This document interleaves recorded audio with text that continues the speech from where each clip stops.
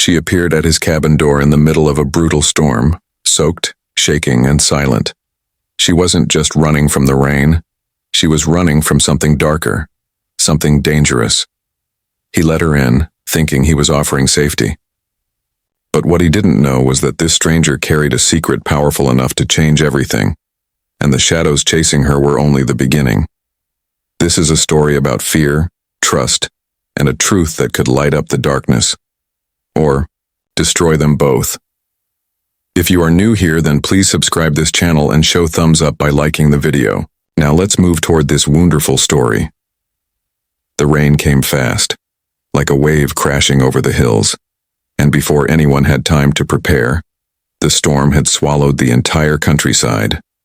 Thunder rolled across the sky, each boom louder than the last, shaking windows and stirring fear in the quiet places. Noah sat alone in his cabin at the edge of the woods, far from the town and farther still from any neighbors. His small radio buzzed and cracked with static, finally breaking through with a delayed warning about the storm. Too late, he thought. The worst had already arrived. Noah wasn't used to company. He'd moved out to the woods to escape the constant noise of people and the memories he preferred not to revisit. His cabin, built by his own hands, was quiet and simple. A fireplace burned low, fighting back the chill creeping through the old wooden walls. He wrapped himself in a thick blanket and listened to the wind scream like a wild animal through the trees. Then came the knock. It was soft at first, like a bird brushing against the door. Noah sat up straight, uncertain if he'd heard it at all. Then it came again, louder this time, more desperate. His heart picked up speed. No one should be out there in a storm like this. Nobody came out this far unless they had a reason, or nowhere else to go.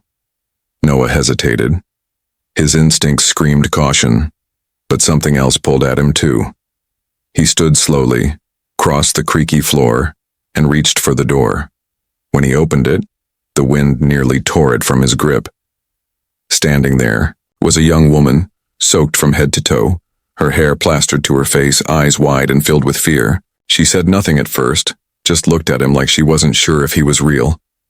Her body trembled and her lips moved, but the wind stole her voice. Noah stepped aside without a word and motioned her inside. She moved past him like a shadow, silent and small, dripping onto the wooden floor. He closed the door behind her and bolted it. The storm howled louder now, as if angry it had lost her. Noah turned to face his unexpected guest. She looked fragile, like she might shatter if anyone touched her. Her clothes clung tightly to her, torn in places, and her shoes were barely holding together. Her hands were clenched at her sides, and her eyes scanned the room quickly, jumping from shadow to shadow.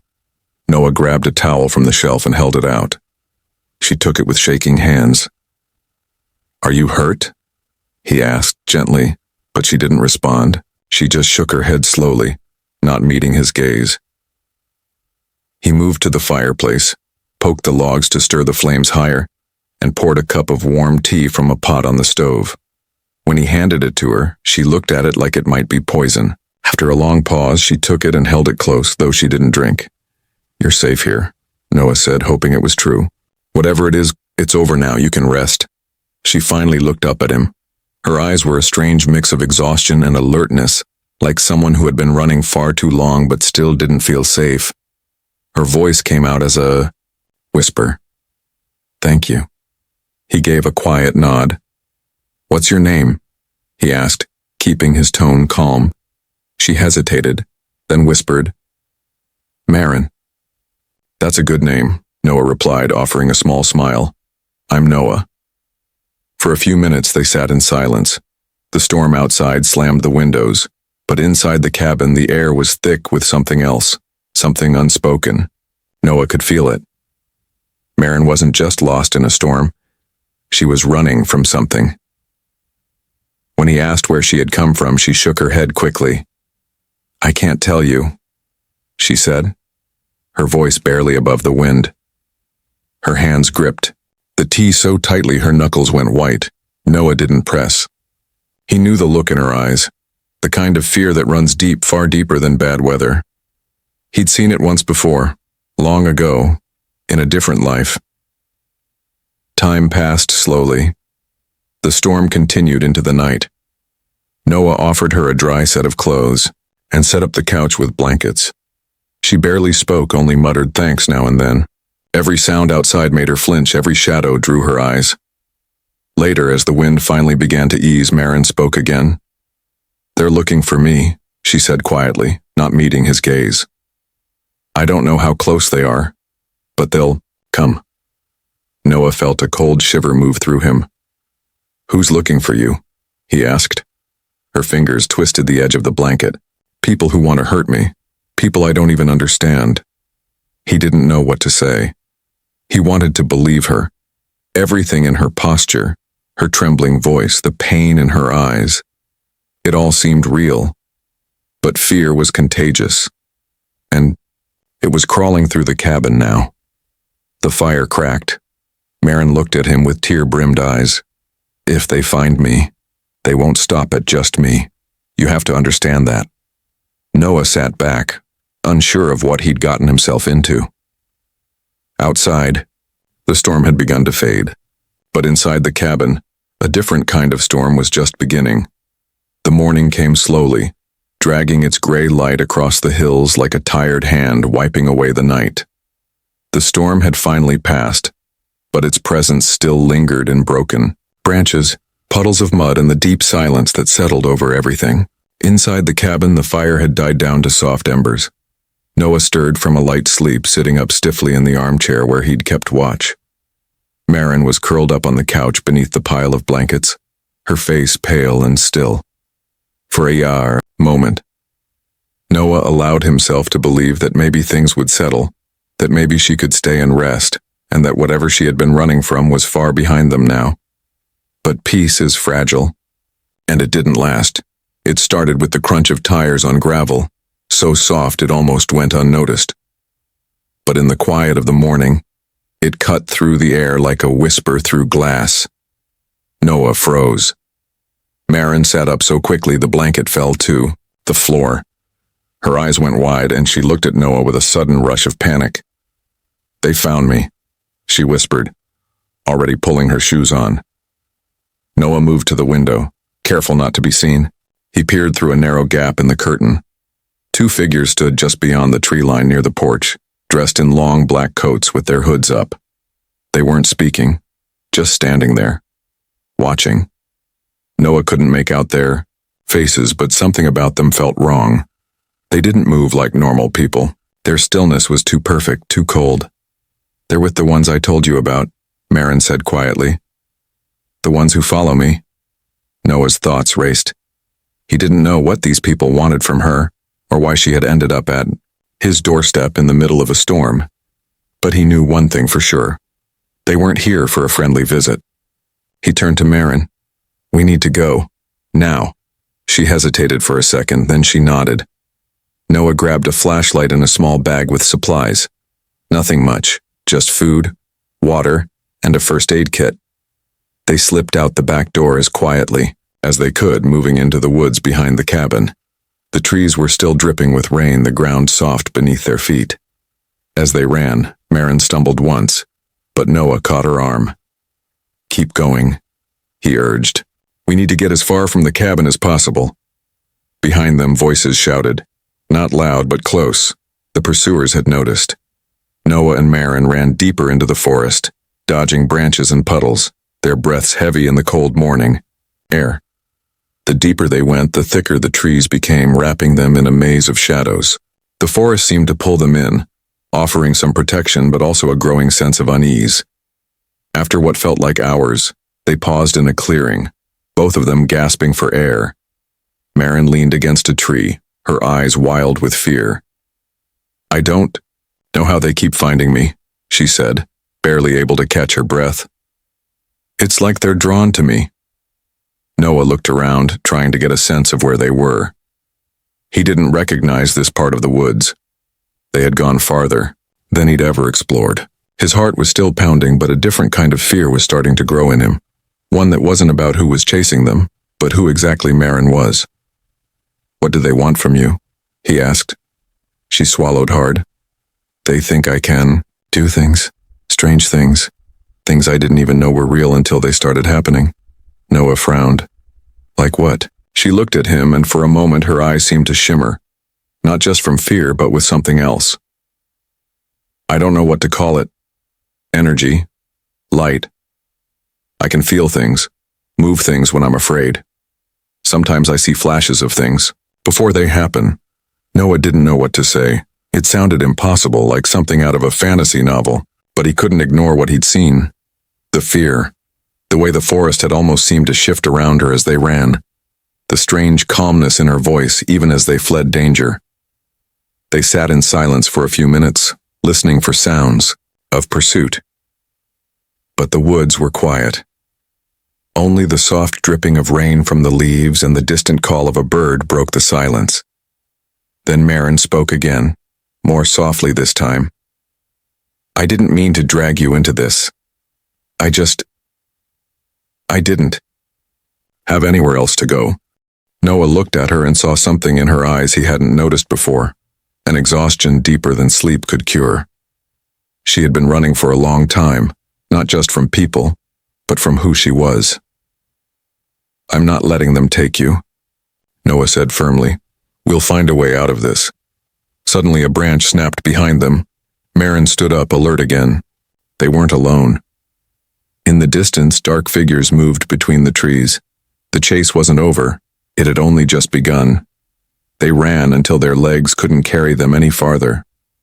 The trees seemed to stretch forever in every direction, tall and silent, their wet branches closing overhead like fingers trying to hold the sky.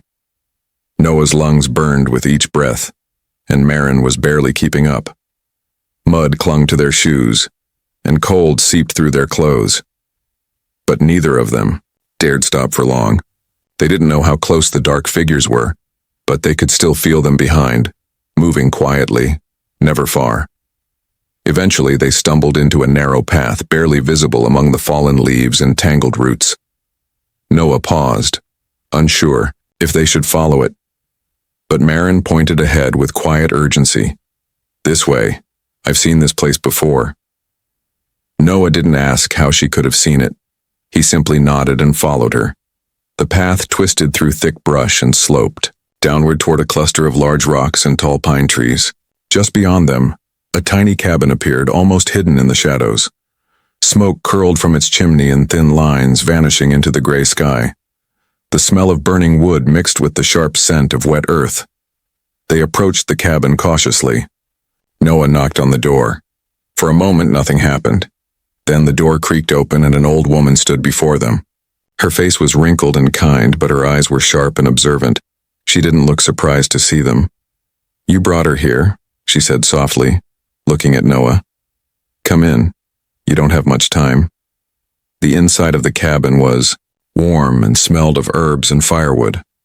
Dried plants hung from the ceiling, and strange symbols were carved into the wooden walls.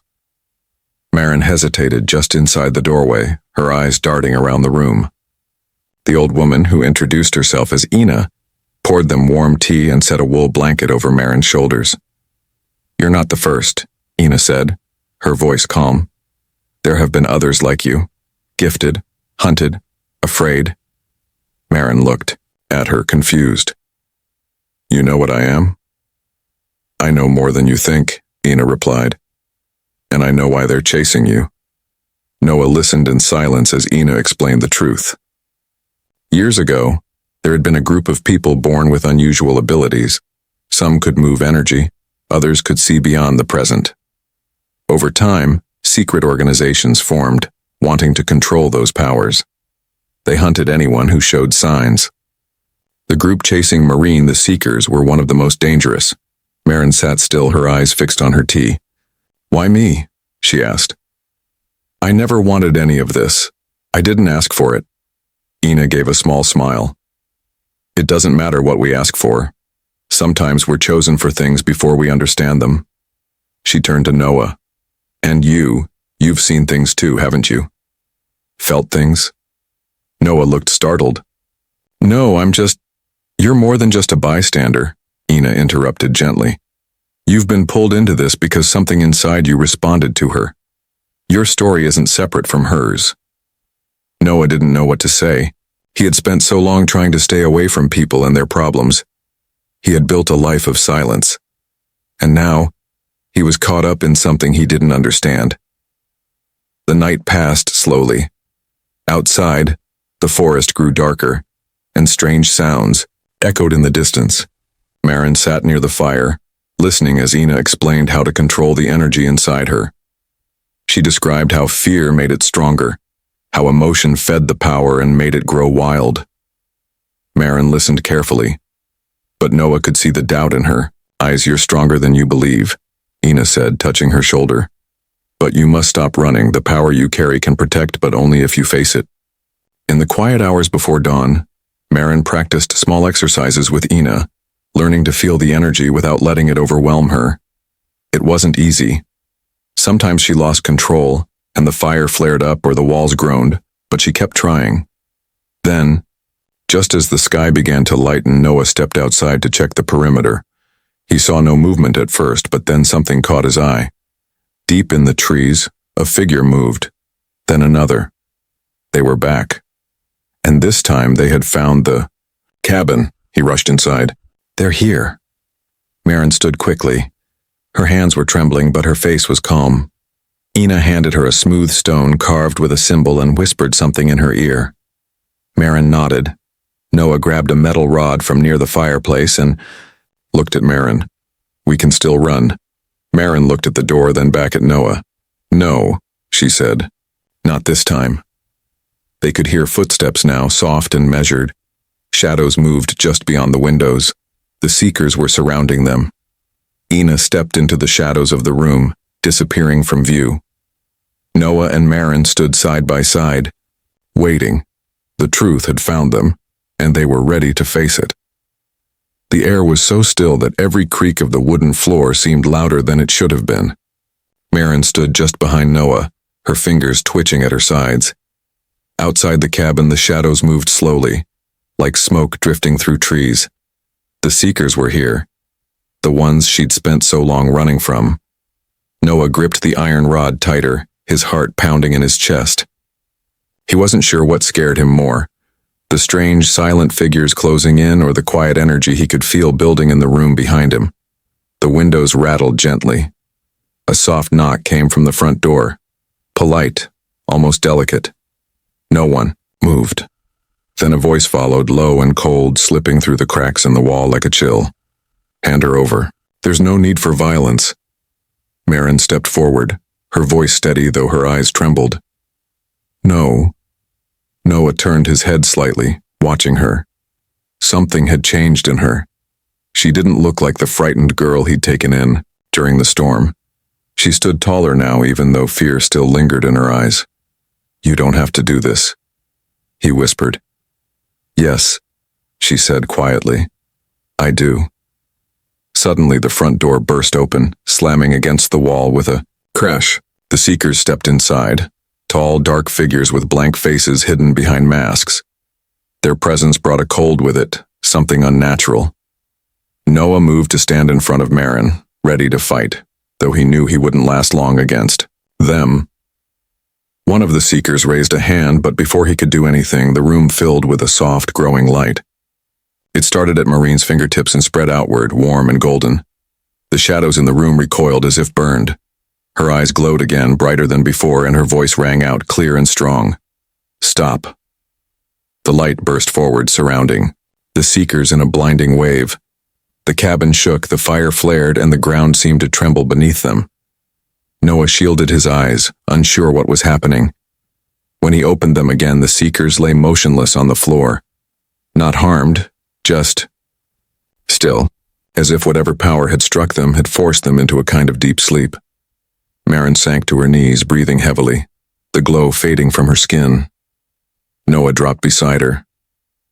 "Are you okay?" She nodded weakly. "I didn't know I could do that."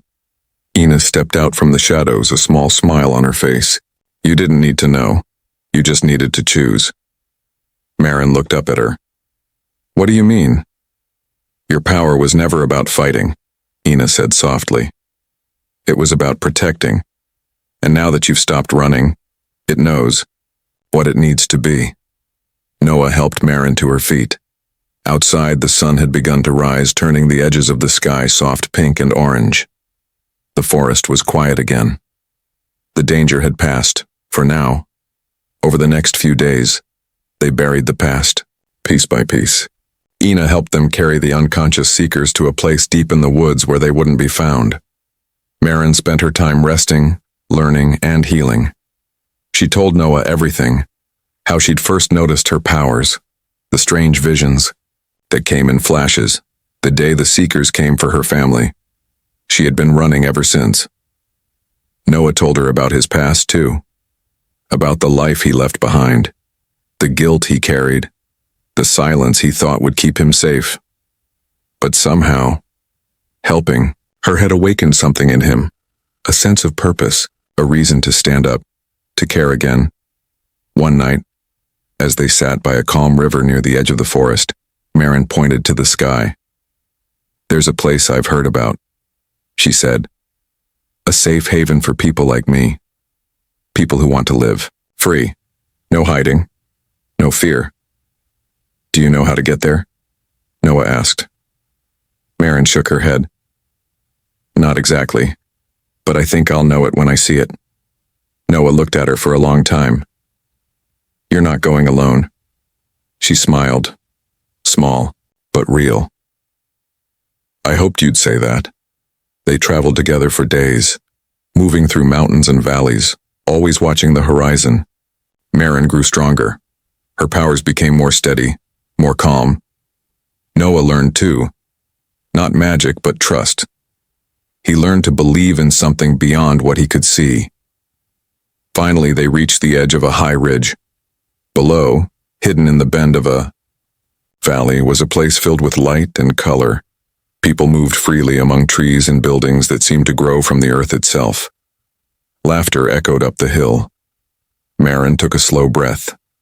This is it. They walked into the valley together. The people welcomed her like they had known her all along. She wasn't a stranger here. She was one of them, a protector, a guide, a survivor. Before Noah turned to leave, Maren caught his hand.